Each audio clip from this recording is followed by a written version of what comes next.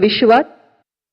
नमस्कार, स्वागत है आपका न्यूज नाइट के इस अंक में। मैं हूं निखिल सिंह और अभी आप देख रहे थे प्रधानमंत्री नरेंद्र मोदी मुंबई के बांद्रा कुर्ला कॉम्प्लेक्स में आयोजित अभिजात मराठी सम्मान समारोह को संबोधित कर रहे थे। उन्होंने मराठी भाषा को बताया कि इसका एक बड़ा गौरवशाली इतिहास रहा है, समृद्ध इतिहास रहा है और इसको ग्लोबल भाषा बनाने के लिए आगे आना चाहिए। ग्लोबल ऑडियंस तक ये भाषा पहुंचे, इस बात की कोशिश की जानी चाहिए। उनके संबोधन में क्या कुछ प्रमुख बातें रही, उसकी बात कर लेते हैं। प्रधानमंत्री ने कहा कि मराठी भाषा के अभिजीत सांस्कृतिक भाषा में शामिल होने पर सभी को बधाई। प्रधानमंत्री ने कहा कि मराठी भाषा का इतिहास काफी समृद्ध रहा है, गौरवशाली इतिहास रहा है मराठी भाषा का।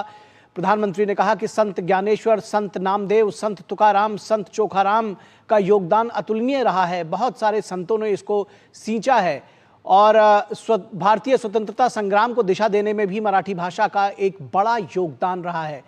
प्रधानमंत्री ने साफ तौर पर कहा कि देश की सांस्कृतिक विरासत भाषा से जुड़कर और समृद्ध होती है, तो सांस्कृतिक विरासत को आगे बढ़ाने में मराठी भाषा का भी बड़ा योगदान रहा है। मराठी भाषा को क्लासिकल भाषा में शामिल कराने में कई महान हस्तियों की बड़ी भूमिका रही है। प्रधानमंत्री ने कहा कि मराठी रंगमंच कलाकारों ने हर मंच को पर अपनी प्रतिभा का लोहा मनवाया है। मराठी रंगमंच कलाकारों की उन्होंने भूरी भूरी प्रशंसा की, सराहना की। प्रधानमंत्री ने कहा कि मराठी भाषा के अध्ययन और शोध को बढ़ावा मिलेगा। क्लासिकल लैंग्वेज के रूप में इसको मान्यता दी गई है। मराठी भाषा मराठी लोगों की तरह ही सरल है और ये बोलने में, समझने में उतनी ही सरल होती है। तो प्रधानमंत्री ने कहा कि मराठी भाषा को विस्तार देने का प्रयास होना चाहिए, इसको ग्लोबल लैंग्वेज बनाए जाने की कोशिश की जानी चाहिए, ग्लोबल ऑडियंस तक पहुंचे ये कोशिश करनी चाहिए। मराठी भाषा को विस्तार देने का प्रयास किया जाना चाहिए। प्रधानमंत्री ने कहा कि मराठी भाषा के अभिजीत सांस्कृतिक भाषा में शामिल होने पर सभी को बधाई दी। मुंबई के में ये लाइव टेलीकास्ट आपने अब से थोड़ी देर पहले देखा और मराठी भाषा के इतिहास को काफ़ी समृद्ध, गौरवशाली बताया। उन्होंने कहा कि बहुत सारे संत ऐसे रहे हैं जिन्होंने इनको अपने खून पसीने से, जिसको कहना चाहिए कि अपनी भाषा को वो लेकर के आए हैं, उसको उन्होंने आगे बढ़ाया है और एक नई गति दी है। प्रधानमंत्री ने साफ तौर पर कहा कि संत ज्ञानेश्वर, संत नामदेव, संत तुकाराम, संत चोखाराम जैसे संत रहे हैं जिन्होंने इस भाषा को एक नई गति दी है। इसके साथ ही साथ प्रधानमंत्री ने कहा कि भारतीय स्वतंत्रता संग्राम में मराठी भाषा का बहुत बड़ा योगदान रहा है। मराठी भाषा ने एक बड़ी भूमिका निभाई है भारतीय स्वतंत्रता संग्राम में।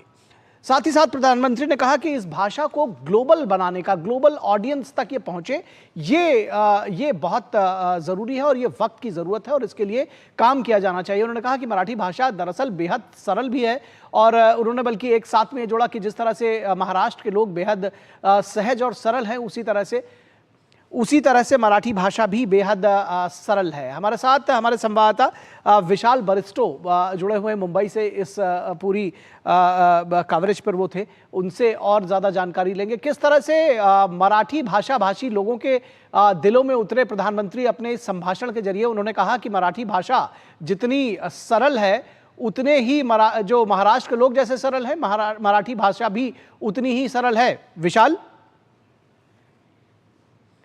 सबसे पहले कहा कि ये बहुत लंबी वक्त से एक मांग चली आ रही थी मराठी लोगों की और आज ये काम मेरे ही हाथों लिखा था। उन्होंने कहा कि मुझे बहुत खुशी है कि मैं आप सबके बीच में हूँ और उन्होंने याद दिलाया कि कितनी इस सरल भाषा के जरिए ब्रिटिश सरकार की जड़ें हिल गई जब तिलक ने केसरी अखबार के जरिए ब्रिटिश सरकार को चुनौती दी और कैसे वक्त ब वक्त मराठी भाषा का प्रयोग और उपयोग किया गया। अलग अलग सोशल रिफॉर्मर्स ने उन्होंने नाम लिया संत तुकाराम का और उन्होंने बताया कि ये जो भाषा है इसने शिवाजी से लेकर अंबेडकर तक को प्रेरित किया है और उन्होंने कहा कि मैं चाहता हूं कि मराठी भाषा का ग्लोबल एक्सेप्टेंस हो, उसके लिए जरूरी है कि आप इस भाषा को उस लेवल तक लेके जाएं ताकि आपकी जो ये मौलिकता है भाषा की वो बनी रहे। उन्होंने एग्जाम्पल दिया कि मैं बहुत साल पहले अमेरिका गया था और तब मुझे एक बहुत अच्छी बात लगी कि खाने के टेबल पर वो परिवार तेलुगु था और उनका एक रूल था कि खाने के वक्त सभी लोग अपनी तेलुगु भाषा का प्रयोग करेंगे। उन्होंने कहा कि हमारी सरकार ने ये निर्णय लिया कि मराठी के साथ असमिया, बंगला, पाली भाषाओं को भी अभिजात भाषा का दर्जा दिया गया और ये इसलिए है कि लोग अपनी भाषा पर गर्व करें। और उन्होंने कहा कि स्वतंत्रता संग्राम से लेकर धार्मिक जो सोशल रिफॉर्म्स हुए उसमें भी मराठी भाषा का, मराठी साहित्यकारों का, महाराष्ट्र के सोशल रिफॉर्मर्स का बहुत बड़ा योगदान रहा है। और उन्होंने कहा कि मैं आपको बताना चाहूंगा कि मराठी से मेरा कनेक्ट थोड़े टाइम से अलग हो गया है, लेकिन मैंने भी 3 किताबों का ट्रांसलेशन किया है मराठी से गुजराती में और मैं आज भी मराठी को काफी हद तक समझ लेता हूं। और इसका रीजन ये है कि जब मैं यहाँ पर था महाराष्ट्र में तो मैं एक मराठी परिवार से मिलने जाया करता था और एक छोटी सी बच्ची मुझसे मराठी में बात करती थी और वो ही मेरी पहली गुरु थी।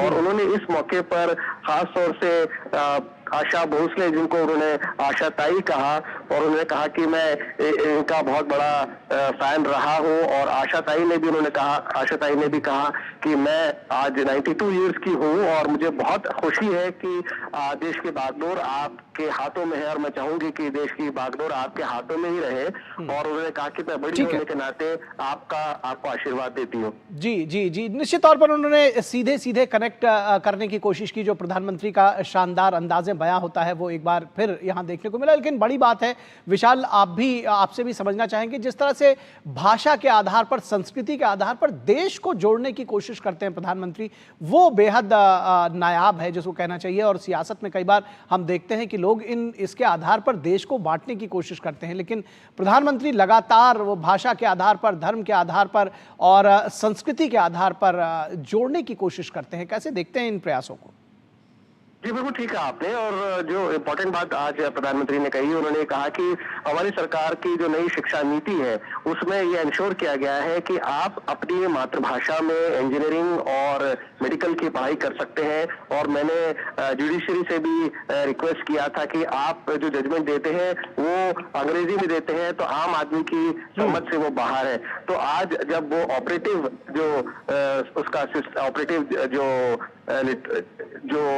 डायरेक्शंस है वो मातृभाषा में आपको मिलती है। मातृभाषा यानी कि आपकी रीजनल लैंग्वेजेस को। उन्होंने कहा कि हमारी सरकार जब से आई है तब से हम रीजनल लैंग्वेज को बहुत ज्यादा बढ़ावा देते हैं, बहुत ज्यादा जोर देते हैं। हमारा देश ऐसा है कि हर 30 मील के ऊपर जो है 300 मील के ऊपर कपड़े पहनने का ढंग, कपड़े, बातचीत, भाषा सब बदल जाते हैं। लेकिन ये जो प्रादेशिक भाषाएं हैं ये हमको जोड़ती हैं और एक माला में पिरोती हैं और इन सब से मिलकर ही हमारा भारत बनता है, भारत महान बनता है। तो वो जो आपने कहा कि प्रधानमंत्री इंस्टेंटली कनेक्ट करते हैं और तमाम जो उन्होंने नाम लिए, चाहे वो थिएटर के बैकग्राउंड से हो, चाहे वो लिटरेचर से हो, चाहे वो फिल्म बैकग्राउंड से हो, उन्होंने दादा साहेब फाल्के का एग्जाम्पल दिया, उन्होंने वीर शांताराम का एग्जाम्पल दिया। तो इस बात से साफ जाहिर था कि प्रधानमंत्री को मराठी भाषा और मराठी लिटरेचर के बारे में कितना ज्यादा ज्ञान है।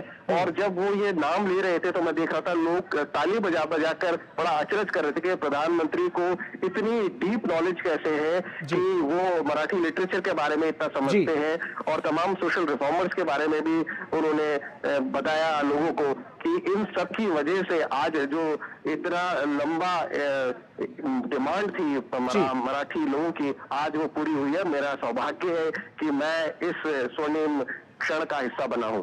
जी निश्चित तौर पर। तो मराठी भाषा को भी क्लासिकल लैंग्वेज के दायरे में लाया गया है। बहुत शुक्रिया इस तमाम बातचीत और जानकारी के लिए विशाल बरिस्टो।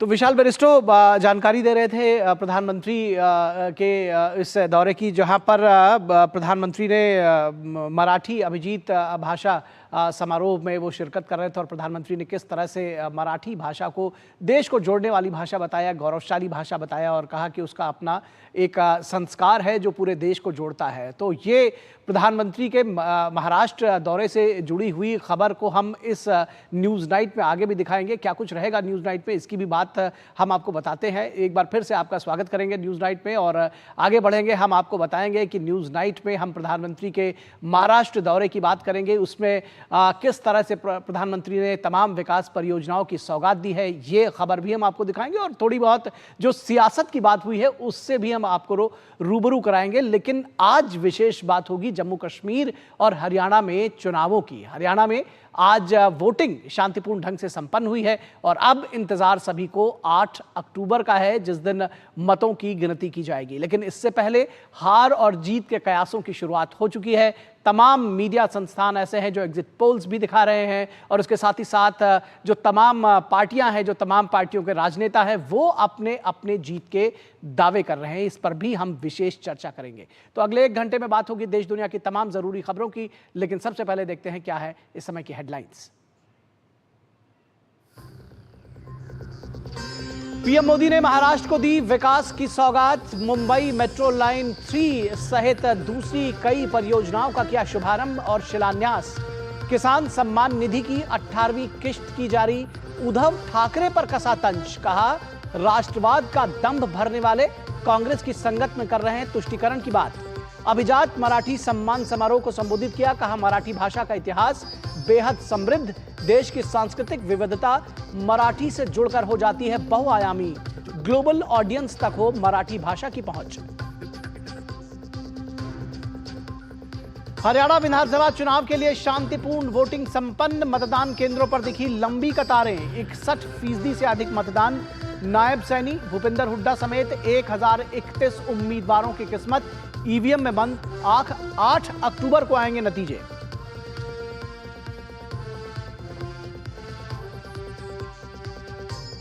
पश्चिम बंगाल में नहीं थम रहा है महिलाओं के खिलाफ अपराध। अब 4ठी कक्षा की बच्ची के साथ गैंगरेप और हत्या का मामला।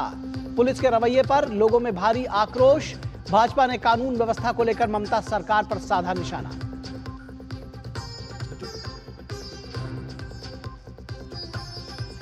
विदेश मंत्री डॉक्टर एस जयशंकर ने पाकिस्तान के साथ किसी भी तरह की बातचीत की संभावनाओं को किया खारिज।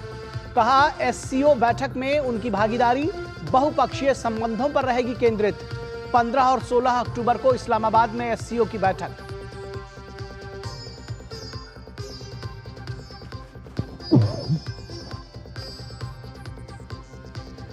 दक्षिणी लेबनान में तेज हुई इजराइल हिजबुल्लाह के बीच आमने सामने की लड़ाई। 400 से अधिक हिजबुल्लाह वाले ढेर। बेरूत पर बमबारी जारी। आईडीएफ ने कहा ईरान को दिया जाएगा गंभीर और सबक सिखाने वाला जवाब।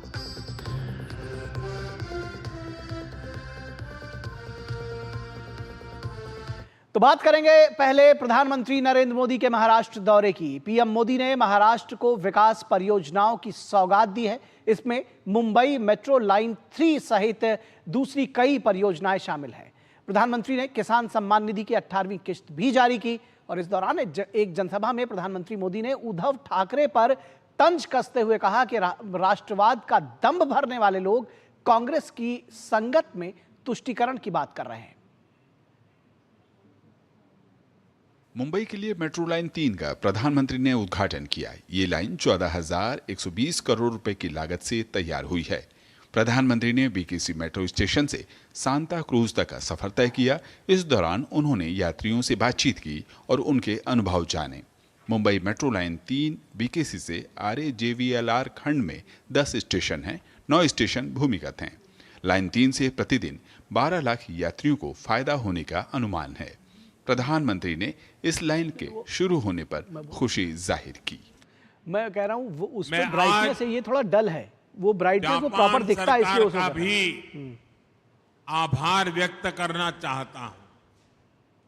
जापान ने जापानीज इंटरनेशनल कोऑपरेशन एजेंसी के जरिए इस प्रोजेक्ट में बहुत सहयोग दिया है।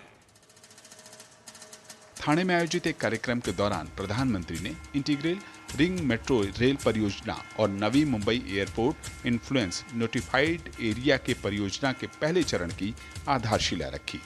ठाणे रिंग मेट्रो रेल परियोजना 29 किलोमीटर लंबी होगी, जिसकी अनुमानित लागत 12,200 करोड़ रुपए की है। इसके अलावा 3,310 करोड़ रुपए की लागत से ठाणे के छेदा नगर से आनंद नगर तक एलिवेटेड ईस्टर्न फ्रीवे एक्सटेंशन की आधारशिला भी उन्होंने रखी। प्रधानमंत्री ने कांग्रेस को देश की सबसे भ्रष्ट और बेईमान पार्टी करार दिया। साथ ही कहा कि कांग्रेस वादे कभी पूरा नहीं करती है। हिमाचल में कांग्रेस सरकार ने एक नया टैक्स लगाया है, आप कल्पना भी नहीं कर सकते। और इन्होंने क्या नया टैक्स लगाया है? उन्होंने नया टैक्स लगाया है टॉयलेट टैक्स। एक तरफ मोदी कह रहा है टॉयलेट बनाओ और ये कह रहे हैं हम टॉयलेट पे टैक्स लगाएंगे। यानी कांग्रेस लूट और फरेब का एक पूरा पैकेज है। वो आपकी जमीन लूटेंगे, वो युवाओं को ड्रग्स के दलदल में धकेलेंगे। प्रधानमंत्री ने 700 करोड़ रुपए की लागत से बनने वाले ठाणे नगर निगम के प्रशासनिक भवन की आधारशिला भी रखी। उन्होंने कांग्रेस के तुष्टीकरण के प्रभाव में आई शिवसेना उद्धव गुट पर राजनीतिक वार किए। इनकी संगत में आकर दूसरी पार्टियां भी बर्बाद हो जाती है। जो लोग पहले राष्ट्रवाद की बात करते थे, वो अब तुष्टीकरण की राजनीति करने लग गए हैं। आपको भी पता है, हमारी सरकार वक्फ बोर्ड के अवैध कब्जों पर बिल लेकर आई है, लेकिन तुष्टीकरण की राजनीति में कांग्रेस के नए नए चेले वक्फ बोर्ड के हमारे बिल का विरोध करने का पाप कर रहे हैं। यहां तक कि कांग्रेस के लोग वीर सावरकर जी के लिए अपशब्द बोलते हैं, उनका अपमान करते हैं। कांग्रेस के चेले तब भी उनके पीछे खड़े रहते हैं। ठाणे मुंबई के लिए एक और जहां प्रधानमंत्री ने 32,800 करोड़ रुपए की लागत की परियोजनाओं का शिलान्यास और उद्घाटन किया, वहीं उन्होंने महाअघाड़ी के विकास विरोधी राजनीति से लोगों को आगाह भी किया। प्रधानमंत्री ने कहा कि महायुति की सरकार का मकसद विकास करना है, तो वहीं महाअघाड़ी का मकसद विकास को ठप करना है। ऐसे में जनता को सचेत रहना होगा। श्यामा, शिशिर और विशाल के साथ ब्यूरो रिपोर्ट, डीडी न्यूज। और यहां रुकेंगे एक छोटे से ब्रेक के लिए, कहीं मत जाइएगा, जल्द हाजिर होंगे। MDH का किचन किंग किचन में हो तो हम सब कुछ बना सकते हैं। बैंगन का भरता, आलू गोभी, भिंडी मसाला और भी बहुत कुछ। MDH सारी छुर्रियाँ भर देती हैं, दीवार हमवार कर देती हैं। तो पुट्टी भर ले, हाँ पुट्टी भर ले। वंडर वॉल पुट्टी दे एक परफेक्ट फिनिश।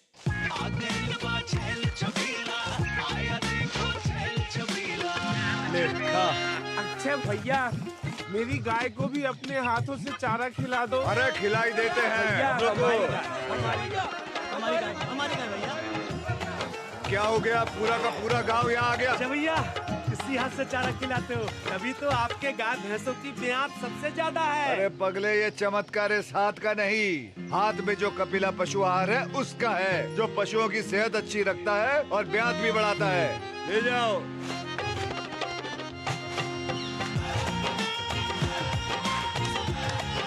कपिला, देश का नंबर 1 पशु आहार।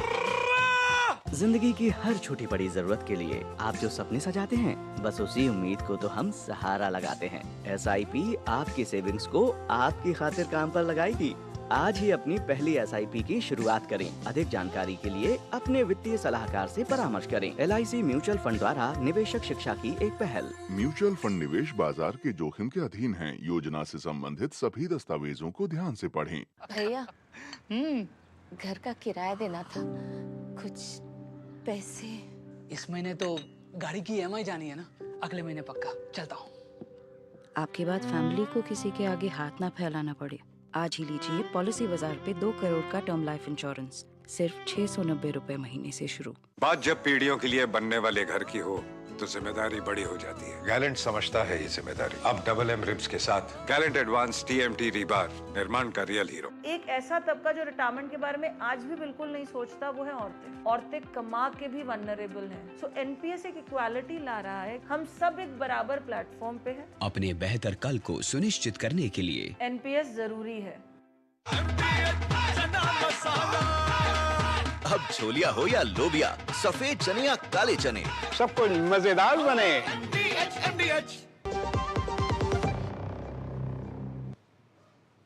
स्वागत है आपका ब्रेक के बाद।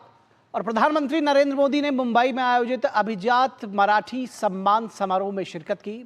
समारोह में कला, विज्ञान, शिक्षा, साहित्य जगत के विभिन्न लोगों ने हिस्सा लिया। लोगों ने मराठी को शास्त्रीय भाषा का दर्जा दिए जाने पर प्रसन्नता व्यक्त की। उन्होंने कहा कि केंद्र सरकार द्वारा मराठी को शास्त्रीय भाषा का दर्जा दिया जाना पूरे महाराष्ट्र के लिए गर्व और गौरव की बात है। प्रधानमंत्री ने कहा कि भाषा सिर्फ बोलचाल का नहीं बल्कि संस्कृति और चेतना को संचार देने का माध्यम है। मराठी साहित्य भारत की वो अनमोल विरासत है जिसमें हमारी सभ्यता के विकास और सांस्कृतिक उत्कर्ष की गाथाएं सुरक्षित है। महाराष्ट्र में मराठी साहित्य के द्वारा ही स्वराज, स्वदेशी, स्वभाषा और स्व संस्कृति की चेतना का विस्तार हुआ।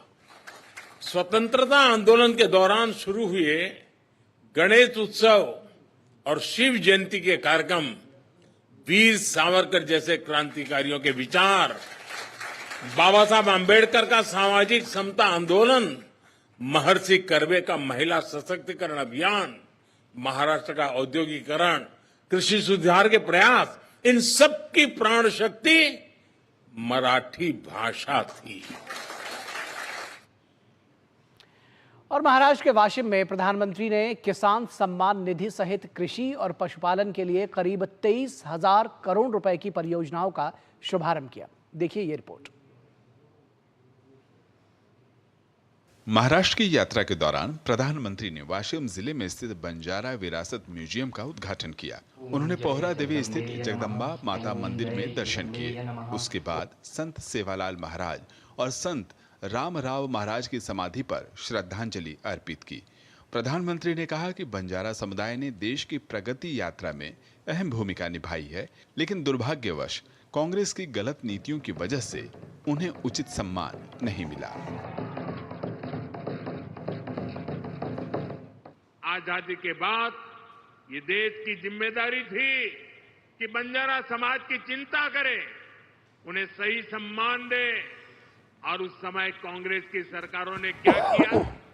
कांग्रेस की नीतियों ने इस समाज को मुख्य धारा से काट कर रखा। आजादी के बाद कांग्रेस पार्टी पर जिस परिवार ने कब्जा किया, उसकी सोच शुरू से ही विदेशी रही है। अंग्रेजी हुकूमत की तरह ही ये कांग्रेसी परिवार भी दलित, पिछड़ा, आदिवासियों को अपने बराबर नहीं मानते। इन्हें लगता है भारत पर एक परिवार की ही हुकूमत रहनी चाहिए, क्योंकि अंग्रेज उन्हें ये हक देकर गए थे। इसलिए उन लोगों ने बंजारा समाज के प्रति हमेशा अपमानजनक रवैया बनाए रखा। एक सार्वजनिक कार्यक्रम के दौरान प्रधानमंत्री ने लगभग 9 करोड़ से ज्यादा किसानों को पीएम किसान सम्मान निधि की 18वीं किस्त जारी की। वहीं कृषि अवसंरचना कोष के तहत 1920 करोड़ रुपए से अधिक की 7500 से अधिक परियोजनाएं और 9200 किसान उत्पादक संगठनों यानी FPO को राष्ट्र को समर्पित किया। प्रधानमंत्री ने कहा कि कांग्रेस के भ्रष्टाचार और गलत नीतियों से किसान हमेशा परेशान रहा है। कांग्रेस की नीति आपस में लड़वाने की रही है। बीजेपी अपनी नीतियों से वंचित समाज को आगे बढ़ाना चाहती है, जबकि कांग्रेस सिर्फ लूटना जानती है। कांग्रेस गरीब को गरीब बनाकर रखना चाहती है। कमजोर और गरीब भारत कांग्रेस को उसकी राजनीति को बहुत सूट करता है। इसलिए आप सभी को कांग्रेस से बहुत सावधान रह रहा है।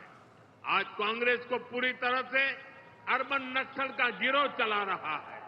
कांग्रेस को लगता है कि अगर सब एक हो गए तो देश को बांटने का उनका एजेंडा फेल हो जाएगा। कृषि क्षेत्र में उत्पादकता और आमदनी बढ़ाने के लिए प्रधानमंत्री ने कई योजनाओं की शुरुआत की, जिसमें पशुपालन के लिए जरूरी कृत्रिम गर्भाधान के लिए सेक्स सॉर्टेड सीमेन के अलावा एकीकृत जीनोमिक चिप और स्वदेशी तकनीक का शुभारंभ किया।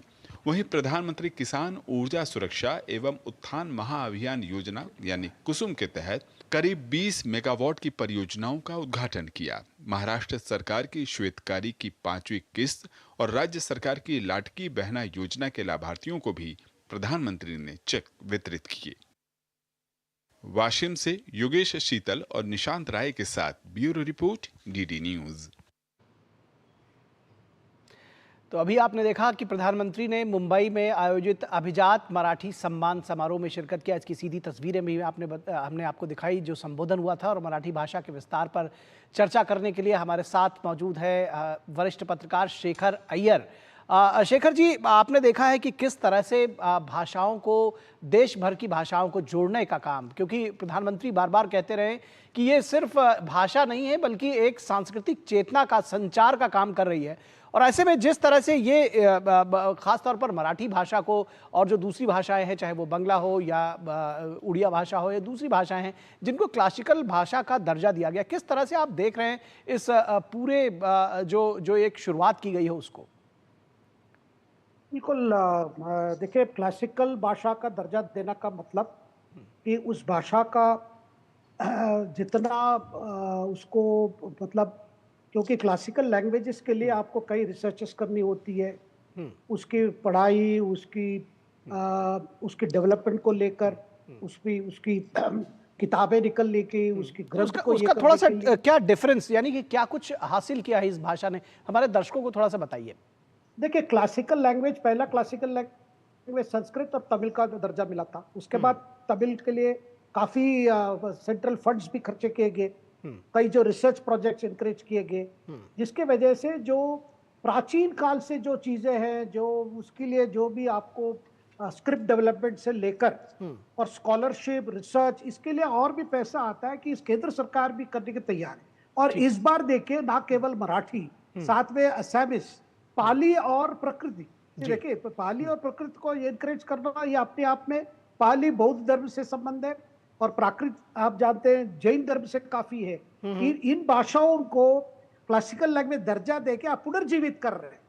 ठीक है, देखिए, सबसे बड़ी बात है जी, मराठी के लिए इतनी जरूरत नहीं, लेकिन पाली, प्राकृत ऐसी भाषाएं जिन भाषाओं को ज्यादा लोग अभी बोलते नहीं, इस्तेमाल नहीं करते, लेकिन सरकार इन दर्जा देकर इन भाषाओं को रिवाइव करना चाहती है, उसमें पुनर्जीवित करना चाहती है, ताकि इस भाषा को लोग बोले, इस पर रिसर्च करें, इसकी लिटरेचर को स्टडी करें, जितने इनकी जो रिच ट्रेजर जो है, देखिए इन सारे एक खजाना उसमें छुपा हुआ है कि इन भाषाओं में, इसको आगे सामने लाएं और ज्यादातर एकेडमिक काम भी हो, रिसर्च काम भी हो, और संस्कृत जैसे भाषा को, जैसे जितनी पिछले 10 साल में उसको ये मिला है, जो इंकरेजमेंट मिला है रिसर्च के लिए, स्टडी के लिए, और आप दूरदर्शन में भी समाचार भी है, संस्कृत समाचार जी, देखिए ये सब करके जब भाषा ज्यादा लोग बोलने लगते हैं, इस्तेमाल करने लगते हैं, वो अपने आप भाषा ये हो जाता है। और मराठी का दर्जा आप जानते हैं कि काफी समय से एक ये था कि मराठी भाषा कितने साल पुराना है, उसकी कितने रिसर्च हो सकते हैं, उसकी डेवलपमेंट कैसे हुई है, कब कब क्या था, भाषा का स्क्रिप्ट कैसा बना,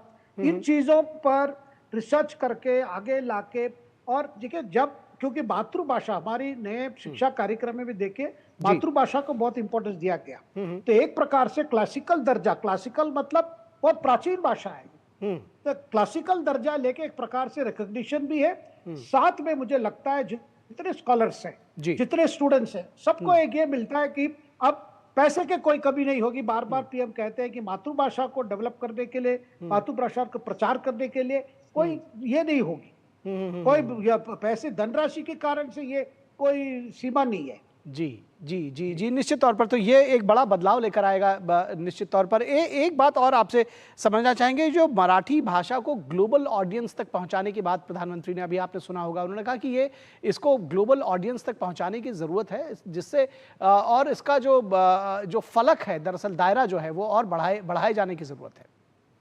देखिए निखिल जी, जब पहली बार हिंदी में भाषण हमारे अटल बिहारी वाजपेयी जी ने यूएन में दिए थे, उस समय मोरारजी देसाई की सरकार है, ये जाके यूएन में पहली बार विदेश मंत्री नाते जाके हिंदी में भाषण दिए थे। उस समय जब यूएन असेंबली में हिंदी की गूंज उठी वहां पे, तो उसकी इंपॉर्टेंस देखे, 5 भाषाएं उसमें, हिंदी में भी जुड़ गया, उसमें विश्व भाषा बन गया।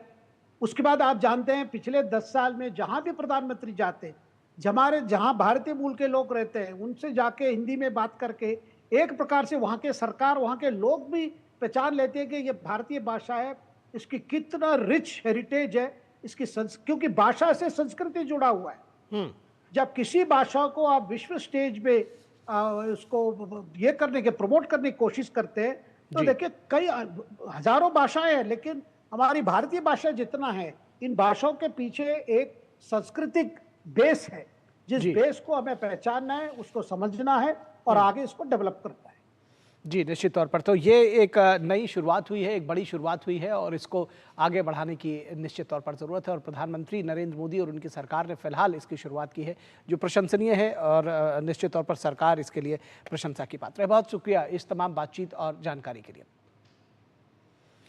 और यहाँ रुकेंगे एक छोटे से ब्रेक के लिए, कहीं मत जाइएगा, जल्द हाजिर होंगे।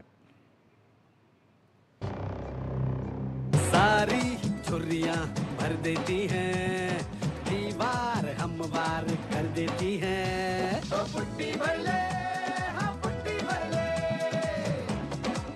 वंडर वॉल पुट्टी दे एक परफेक्ट फिनिश। दादी के हाथों का जादू और खुशबू से महकता घर। MDH गरम मसाला, असली मसालों से भरा हूँ मैं, क्योंकि हर रिश्ता है स्वाद से जुड़ा। बात जब पीढ़ियों के लिए बनने वाले घर की हो, तो जिम्मेदारी बड़ी हो जाती है। गैलेंट समझता है ये जिम्मेदारी। अब MM रिब्स के साथ गैलेंट एडवांस TMT रीबार, निर्माण का रियल हीरो। जिंदगी की हर छोटी बड़ी जरूरत के लिए आप जो सपने सजाते हैं, बस उसी उम्मीद को तो हम सहारा लगाते हैं। SIP आपकी सेविंग्स को आपकी खातिर काम पर लगाएगी। आज ही अपनी पहली SIP की शुरुआत करें। अधिक जानकारी के लिए अपने वित्तीय सलाहकार से परामर्श करें। LIC म्यूचुअल फंड द्वारा निवेशक शिक्षा की एक पहल। म्यूचुअल फंड निवेश बाजार के जोखिम के अधीन हैं। योजना से संबंधित सभी दस्तावेजों को ध्यान से पढ़ें। सुरक्षा की गारंटी हर चीज में जरूरी है, चाहे वो मुश्किल स्टंट हो या अच्छी फसल। इसलिए ले आइए IIL के ट्रैक्टर ब्रांड का शिनबार, जो देता है सुंडी और ट्रिप से सुरक्षा की गारंटी। हमारा डेजर्ट आ गया, पर हमारी चैंपियन नहीं आई अब तक। बिल भरने के पहले तो आएगी ना। सो गर्ल्स, क्या हो रहा है? बिल हो रहा है। चल अपना कार्ड दे। पिन दे। RBI कहता है अपना पिन, OTP, CVV या इंटरनेट बैंकिंग पासवर्ड किसी को ना दे। ऑनलाइन बैंकिंग सिर्फ अपने ही कंप्यूटर, मोबाइल और सिक्योर नेटवर्क से करें। हाँ, ये खाने की चैंपियनशिप थी क्या? RBI कहता है जानकार बनिए, सतर्क रहिए। बेटियां घर की रौनक हैं। बेटियां घर संवारती हैं। बेटियां पीढ़ियां सजाती हैं। बेटियां घर की बुनियाद कहलाती हैं। बेटियों को सलाम करता है मोंगिया स्टील, स्टील का बादशाह। गोल्डी मसाले के 100 ग्राम के स्पेशल पैक्स में फ्रेशनेस लॉक है। ऐसे गोल्डी मसाले जहां जाएं रिश्ते बनाएं। स्वागत है आपका ब्रेक के बाद। और अब बात हरियाणा और जम्मू कश्मीर विधानसभा चुनावों की। सबसे पहले बात हरियाणा की, जहां विधानसभा चुनाव के लिए सभी 90 सीटों पर मतदान शांतिपूर्ण रूप से संपन्न हो चुका है। राज्य में 61% से अधिक मतदान दर्ज किया गया है। इसी के साथ नायब सैनी भूपिंदर हुड्डा और दुष्यंत चौटाला समेत 1031 उम्मीदवारों की किस्मत EVM में बंद हो गई है। 2 करोड़ से ज्यादा मतदाताओं ने 20,632 बूथों पर मतदान किया। चुनाव आयोग ने निष्पक्ष और पारदर्शी चुनाव सुनिश्चित करने के लिए कड़े बंदोबस्त किए थे। इस बार हरियाणा में दिलचस्प मुकाबला है। एक तरफ जहां बीजेपी राज्य में तीसरी बार सरकार बनाने के लिए सियासी मैदान में है, तो वहीं कांग्रेस को उम्मीद है कि इस बार सरकार उनकी बनेगी। उधर मायावती और इंडियन नेशनल लोक दल को यकीन है कि उनका गठबंधन किंग मेकर की भूमिका निभाएगा। वोटों की गिनती 8 अक्टूबर को होगी, जिसके बाद तस्वीर साफ हो जाएगी कि भाजपा हैट्रिक लगाएगी या फिर कांग्रेस भाजपा के गढ़ में सेंध लगाने में कामयाब होगी और 10 वर्षों के बाद वो वापसी कर सकेगी।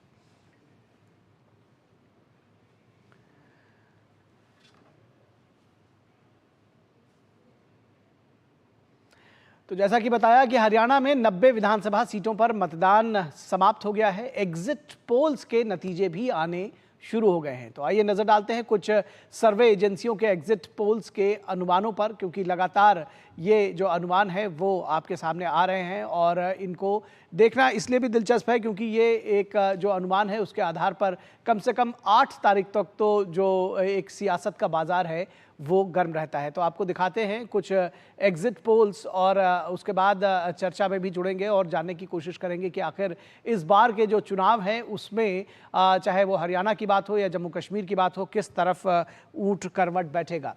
रिपब्लिकन भारत मैट्रिक की बात करें तो हरियाणा विधानसभा में भाजपा को 18 से 24 सीटें दे रहे हैं, कांग्रेस को 55 से 62, आईएनएलडी को 3 से 6, जेजेपी को 0 से 3 और अन्य को 2 से 5। पीपुल्स पल्स जो है वो 26 से 32 भाजपा को, 49 से 55 कांग्रेस को, आईएनएलडी प्लस को 2 से 4, जेजेपी को और प्लस को 4 से 6, जबकि अन्य को 6 से 7। एबीपी न्यूज़ की बात करें तो 18 से 24 वो बीजेपी को दे रहे हैं, 55 से 62 कांग्रेस को दे रहे हैं, 3 से 6 आईएनएलडी को और जेजेपी को 0, जबकि अन्य को 2 से 8। दैनिक भास्कर 15 से 29 बीजेपी को, 44 से 54 कांग्रेस को, 1 से 5 इनेलो को और जेजेपी को 0 से 1, अन्य को 4 से 9। इंडिया टीवी 19 से 29 बीजेपी के लिए, 44 से 54 कांग्रेस के लिए, इनेलो के लिए इनके आंकड़े नहीं आए हैं, जेजेपी प्लस के लिए भी नहीं है और 5 से 16 अन्य में इन्होंने सभी को रखा। न्यूज़ 18 इंडिया 24 वो बीजेपी को देते हैं, 58 वो कांग्रेस को देते हैं, इनेलो प्लस को 2 देते हैं, जेजेपी प्लस को 2 देते हैं, अन्य को 4 देते हैं। तो जो पीपल्स पल्स है अगर उसकी बात करें तो 26 से 32 यानी कि हम एक बीच का आंकड़ा ले रहे हैं जो कि बीजेपी के लिए है, 49 से 55 जो है वो कांग्रेस के लिए है और आईएनएलडी 2 से 4, जेजेपी 4 से 6, अन्य 6 से 7। तो ये आंकड़ा जो है ये काफ़ी दिलचस्प है, देखने की बात है। और 49 से 55 के साथ ही कांग्रेस जो है वो सरकार बनाती हुई नजर आ रही है हरियाणा में। ये जो अनुमान है एग्जिट पोल्स है वो ऐसा कहते हैं। इसके साथ ही साथ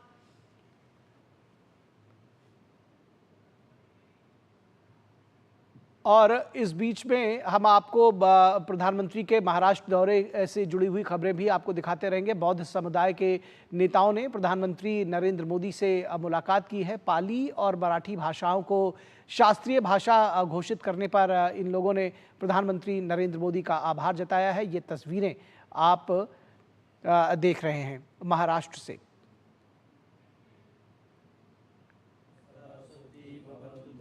तो पाली और मराठी भाषा को क्लासिकल भाषा, सांस्कृतिक भाषा का दर्जा दिए जाने पर जो बौद्ध धर्मानुयायी हैं और जो मराठी भाषा भाषी लोग हैं उन सभी लोगों ने प्रधानमंत्री नरेंद्र मोदी का और केंद्र सरकार का धन्यवाद दिया है। आप देख सकते हैं जो बौद्ध भिक्षु हैं वो प्रधानमंत्री के साथ एक प्रार्थना करते हुए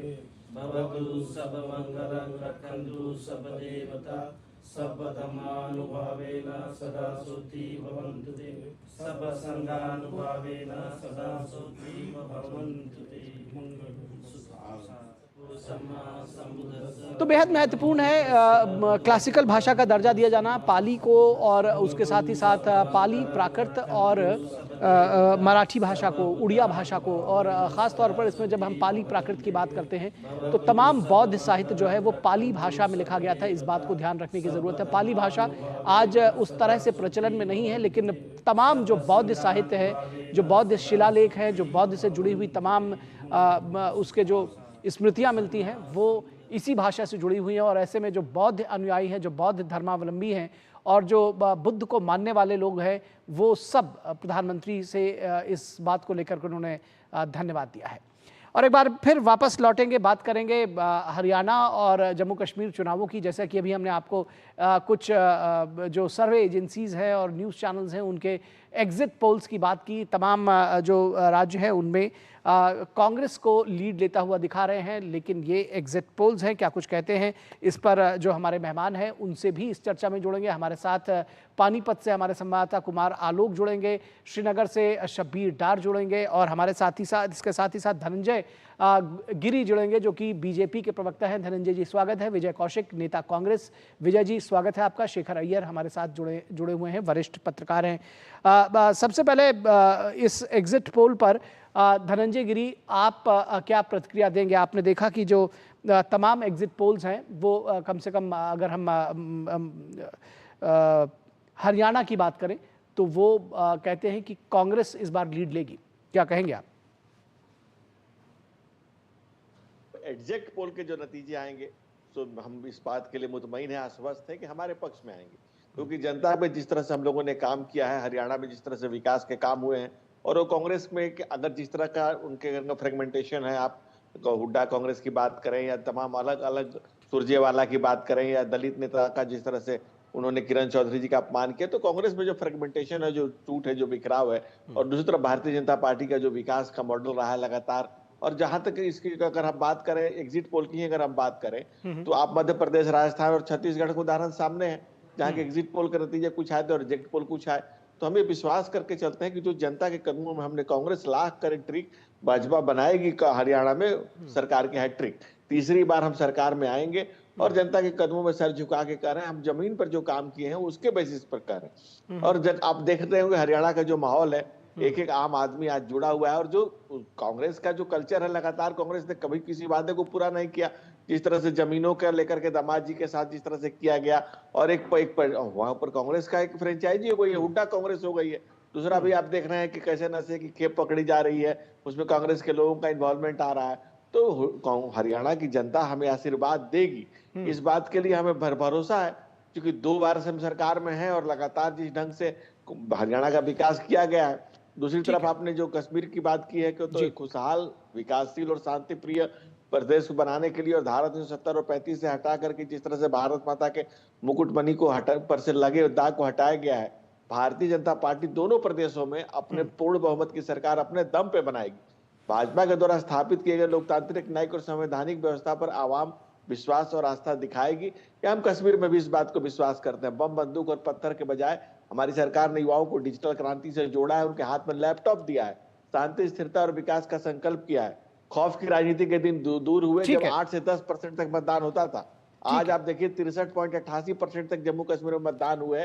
तो वहां के लोग, वहां का कश्मीर की आम आवाम साना बसाना भारत के बाकी आपकी बात आ गई, मिलकर के जम्मू कश्मीर के विकास के लिए बढ़े। ठीक है धनंजय जी, आपकी बात आ गई। मूल बात यह है कि आपको लगता है कि जो विकास के काम हरियाणा में और जम्मू कश्मीर में सरकार ने किए हैं उसका जो नतीजा है वो एग्जैक्ट पोल में, जैसा कि आपने नाम दिया कि जब जो नतीजे आएंगे तो उसमें दिखेगा, एग्जिट पोल में नहीं। विजय कौशिक जी, आपने देखा कि जो एग्जिट पोल, जैसा कि अभी जिक्र किया धनंजय जी ने, और कहा कि छत्तीसगढ़, मध्य प्रदेश और जो जब इनके नतीजे आते और लोकसभा चुनाव के परिणाम में भी आपने देखा कि एग्जिट पोल्स बहुत सही साबित नहीं हुए थे।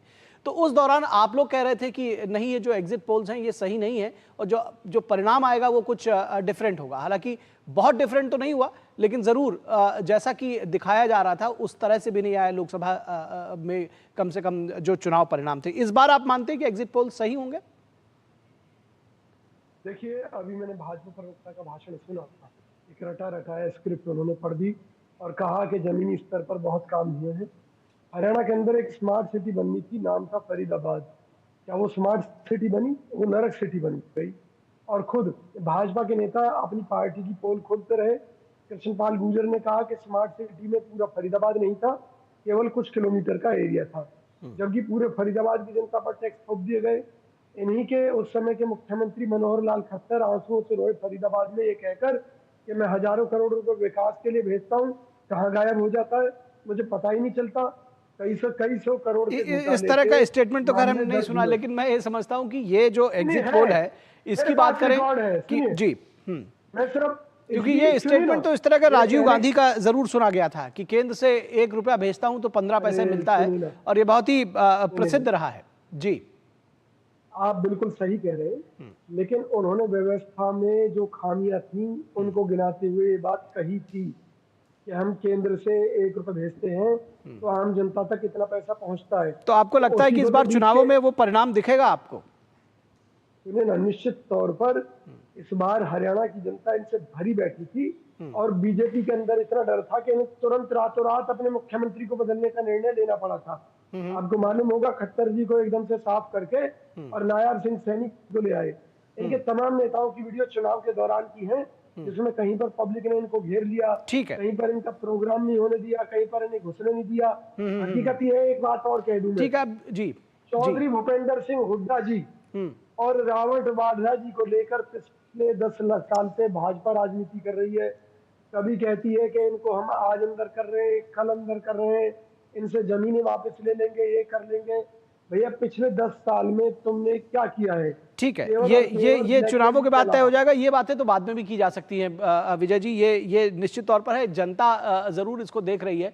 और सबसे खास बात है कि जब आप इस तरह की बातें करेंगे, मैं दोबारा धनंजय जी के पास नहीं जाऊंगा क्योंकि मुझे मालूम है कि फिर वो कुमारी शैलजा की बात करेंगे, रणदीप सुरजेवाला की बात करेंगे, आपके यहाँ जो सिर फुटबॉल थी उसकी भी बात करेंगे। तो मैं उसमें जाना नहीं चाहता। आज एग्जिट पोल के नहीं, आज बात एग्जिट पोल की होगी और समय भी बहुत तेजी से निकल रहा है।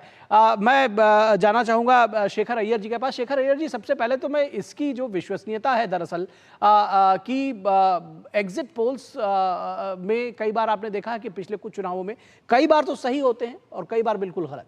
तो कैसे देखते हैं एग्जिट पोल्स को? निखिल जी, देखिए, एग्जिट पोल एग्जैक्ट पोल नहीं है जैसे आपने कहा जी, लेकिन एक प्रकार से जो ट्रेंड्स जो दिखाई देते हैं, देखिए हरियाणा को ले लीजिए, 10 साल से बीजेपी सरकार है, तो कोई भी सरकार जो 10 साल है उसकी बहुत एंटी करप्शन इश्यूज होती है, और इस बार वहां पे विपक्ष ने एक बदलाव की बात की है, तो एक बदलाव की माहौल की बात की है, तो कहीं ना कहीं उसका भी कोई रेजोनेंस होगा। और दूसरी बात, इंडिपेंडेंस कितने जीत के आते हैं ये भी बड़ा देखना पड़ेगा, क्योंकि हमेशा एग्जिट पोल में इंडिपेंडेंस की परफॉर्मेंस रिफ्लेक्ट नहीं होता। जी जी जी, ये बड़ी बात कही आपने। निश्चित तौर पर ये देखना होगा। ये बड़ी बात आपने कही है कि जो कई बार कुछ स्टेट्स में छोटे छोटे दल और जो इंडिपेंडेंस है वो बड़ी किंग मेकर की भूमिका में रहते हैं। और यहां रुकेंगे एक छोटे से ब्रेक के लिए। ब्रेक के बाद जब वापस लौटेंगे तो अपने संवाददाताओं के पास भी जाएंगे। अब आया असली स्वाद, अब आया स्वाद। जब स्वाद के पड़े हो लाले तो MDH का चंकी चाट मसाला डालें। MDH का चंकी चाट मसाला। MDH। हाथ धोकर आते हैं। साबुन की जगह हैंड वॉश। मोहन का प्रमोशन हो गया क्या? सैवलॉन हैंड वॉश तो हमारा रोज का है। सिर्फ 10 रुपए में 200 ml हैंड वॉश बनाओ। Savlon powder to gel hand wash, germ से बचाए, शान बढ़ाए। बेटियां घर की रौनक हैं। बेटियां घर संवारती हैं। बेटियां पीढ़ियां सजाती हैं। बेटियां घर की बुनियाद कहलाती हैं। बेटियों को सलाम करता है मोंगिया स्टील। स्टील का बादशाह। वो मिस्टर विकास की फाइल आप पॉलिसी बाजार। मैम, आपका हेल्थ इंश्योरेंस क्लेम अप्रूव हो गया है। अब आप सर को घर ले जा सकती हैं। क्लेम के टाइम पे हमेशा आपकी हेल्प को तैयार। पॉलिसी बाजार, 1 करोड़ का हेल्थ इंश्योरेंस सिर्फ 390 रुपए महीने से शुरू। जिंदगी की हर छोटी बड़ी जरूरत के लिए आप जो सपने सजाते हैं, बस उसी उम्मीद को तो हम सहारा लगाते हैं। SIP आपकी सेविंग्स को आपकी खातिर काम पर लगाएगी। आज ही अपनी पहली SIP की शुरुआत करें। अधिक जानकारी के लिए अपने वित्तीय सलाहकार से परामर्श करें। LIC म्यूचुअल फंड द्वारा निवेशक शिक्षा की एक पहल। म्यूचुअल फंड निवेश बाजार के जोखिम के अधीन है। योजना से संबंधित सभी दस्तावेजों को ध्यान से पढ़ें। गोल्डी मसाले के 100 ग्राम के स्पेशल पैक्स में फ्रेशनेस, लॉक ऐसे। गोल्डी मसाले, जहाँ जाएं रिश्ते बनाएं। सारी छुर्रियाँ भर देती हैं, दीवार हमवार कर देती हैं। तो पुट्टी भर ले, हाँ पुट्टी भर ले। वंडर वॉल पुट्टी दे एक परफेक्ट फिनिश। ब्रेक के बाद एक बार फिर आप सभी का स्वागत है और एग्जिट पोल्स को लेकर, अनुमानों को लेकर हमारी चर्चा जारी है। हमारे साथ हमारे दो संवाददाता कुमार आलोक जो कि पानीपत हरियाणा से जुड़े हुए हैं और उसके साथ ही साथ शब्बीर डार जो कि श्रीनगर से जुड़े हुए हैं, उनसे बात करेंगे। सबसे पहले कुमार आलोक आपके पास आते हैं। आज चूंकि मतदान हुआ है और आपसे हम यही समझना चाहेंगे, जनता के का जो उत्साह है, मैं जानना चाहूँगा ऑन ग्राउंड आप मौजूद रहे, किस तरह से वो दिखा। परिणाम 8 तारीख को आएंगे, इस पर मुझे लगता है बहुत सारी बहस होगी। आज आप ऑन ग्राउंड क्या कुछ आपने देखा वो बताएं। देखिए, पिछली बार से जो विधानसभा चुनाव का जो मतदान प्रतिशत था वो कम हुआ है और हमने बहुत ही ग्रामीण इलाकों में भी हमने मतदान केंद्रों का दौरा किया और शहरी इलाकों का भी दौरा किया, तो वो उत्साह नहीं दिख रहा था और यही कारण है कि 61% के करीब में मतदान हुआ है। हो सकता है कि चुनाव आयोग आगे जाकर के और जारी करके नहीं और इससे भी ज्यादा परसेंटेज मतदान हुआ है मतदाताओं के द्वारा, लेकिन इतना जरूर था कि जो उत्साह और जो वो होना चाहिए था वो परसेंटेज नहीं देखने को मिला। जहां तक एग्जिट पोल के बारे में बात करूं तो एग्जिट पोल का जो हरियाणा के लिए जो विभिन्न चैनलों का आया है, तो उसमें आप एक चीज गौर कीजिएगा कि बीजेपी का जो वोट परसेंटेज है वो पिछली बार यानी 2019 के चुनाव से बहुत ही माइनर कम हुआ है, 0.5% एंड 3%।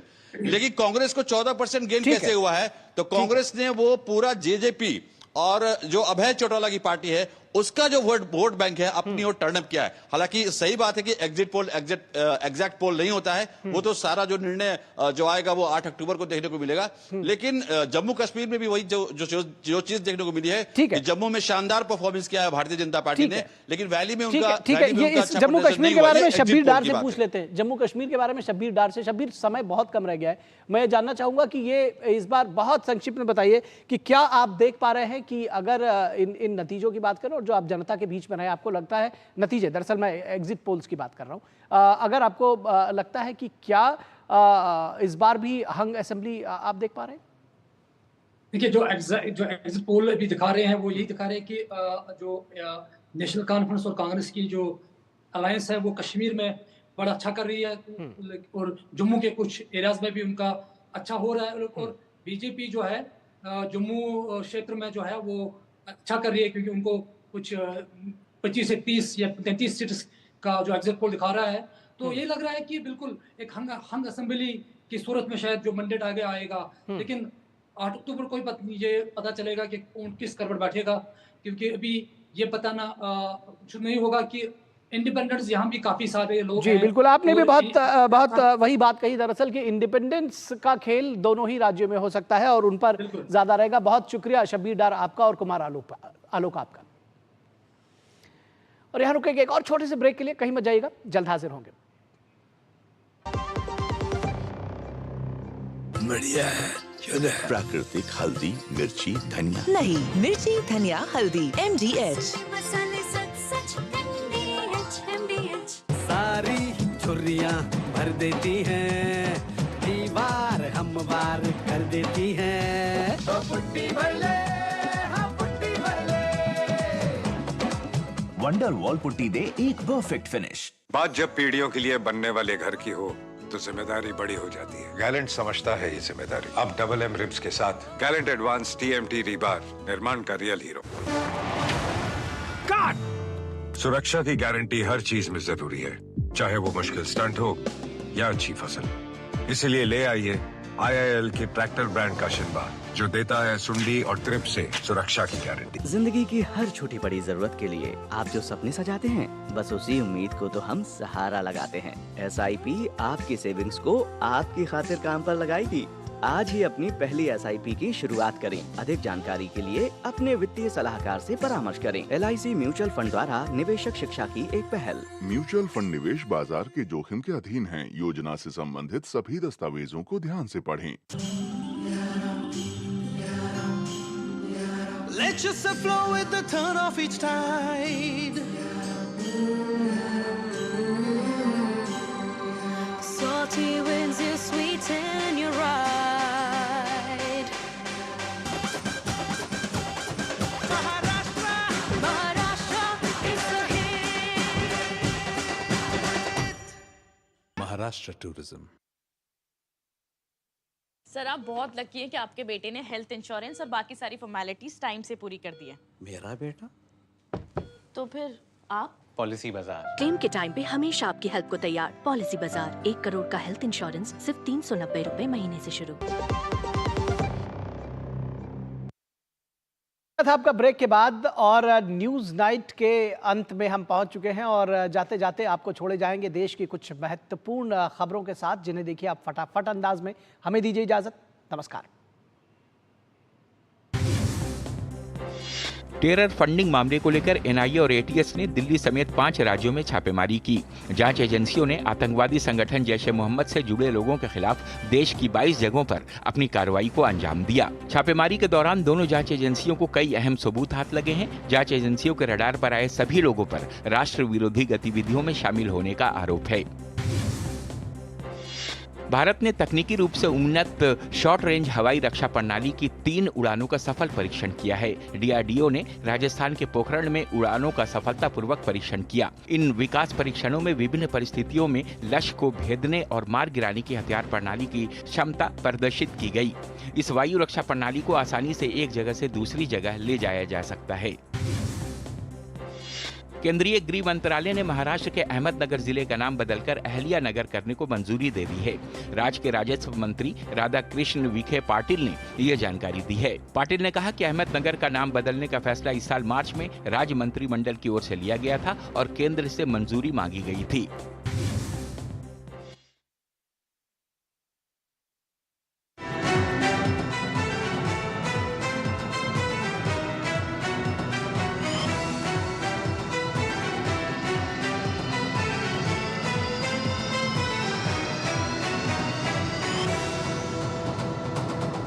न्यूज नाइट के प्रायोजक थे वंडरवॉल पुट्टी, एक परफेक्ट फिनिश, और गैलेंट एडवांस टीएमटी रेबार, निर्माण का रियल हीरो।